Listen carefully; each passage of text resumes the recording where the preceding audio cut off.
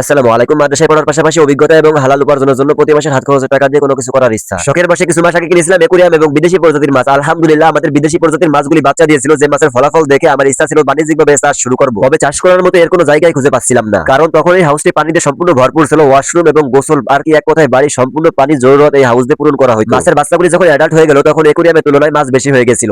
এই কারণে একটি একটি করে সবকটি মাছ মারা গেল। যখন ওয়াশরুমের জন্য পানি ট্যাঙ্কি কিনে আনা হলো, এরপর থেকে এই হাউসটি সম্পূর্ণ বন্ধ হয়ে গেল। এই বন্ধ হওয়ার কারণে হাউসের অবস্থা এমন দেখতেই পাচ্ছেন, এখানে প্রচুর পরিমাণে মশা জন্ম নেয়। যেহেতু বিদেশি প্রজাতির মাছগুলিকে লাইফ ফুড হিসেবে মশার ডিম খাওয়ানো হয়, যা এদের শরীরের জন্য খুবই উপকারী, যদিও এদের খাবার বাজারে কিনতে পাওয়া যায়। এখানে মাছ চাষ করে লাভ হোক আর না হোক, তবে এখানে আর মশা জন্ম নিতে পারবে না, এইটাই আমাদের লাভ। হাউসটি পরিষ্কার করার পর আমরা মোটর দিয়ে পানি দিয়ে দিচ্ছি এবং খাল থেকে কিছু শ্যাওলা সংগ্রহ করছি, কারণ বিদেশি প্রজাতির অনেক মাছ আছে যারা নিজেদের বাচ্চা নিজেরাই খেয়ে ফেলে। শ্যাওলাগুলি থাকলে মাছগুলি এসে ওখানে লুকানোর কারণে মাছগুলিকে খেতে পারে না। আল্লাহ তাআলার প্রত্যেকটা সৃষ্টির মধ্যে উপকার লুকিয়ে আছে, হয়তো আমরা কোনোটা চোখে দেখি অথবা কোনোটা চোখে দেখি না। এই শ্যাওলাগুলির কারণে ঠিকঠাক করে হাঁটা যায় না, খাল বিল দিয়ে অনেক যন্ত্রণাদায়ক। তবে দেখেন আমাদের কাছে যেটা যন্ত্রণাদায়ক, এইটার কারণে একটা প্রাণ বাঁচতেছে, একটা জীবন বাঁচতেছে। ইনশাআল্লাহ কিছুদিন পরে ঢাকা যাবো মাছ কিনতে, এবং কত টাকা দিয়ে শুরু করলাম সব তথ্যই আপনাদের সাথে শেয়ার করবো ইনশাআল্লাহ। বেকারের সংখ্যা যে পরিমাণ দেশে বাড়ছে, এই কারণে সকল স্টুডেন্ট ভাইদের কাছে আমার আবেদন, আজ থেকে শুরু করুন। সিগারেট, বিড়ি এরকম আরো যা যা আছে আবাজ বাইগুলো না খেয়ে আপনার প্রতি মাসের হাত খরচের টাকা দিয়ে আজ থেকেই ব্যবসার পিছনে ইনভেস্ট করুন, এবং ব্যবসায় যে লাভ হবে ওইটাও ব্যবসার পিছনে ইনভেস্ট করবেন। 3 থেকে 4 বছর মানে ব্যবসা থেকে কোনো টাকাই নেবেন না, ওইখানে উল্টো ঢালবেন। ইনশাআল্লাহ এক সময় আপনার এই টাকার পরিমাণ অনেক উপরে চলে যাবে,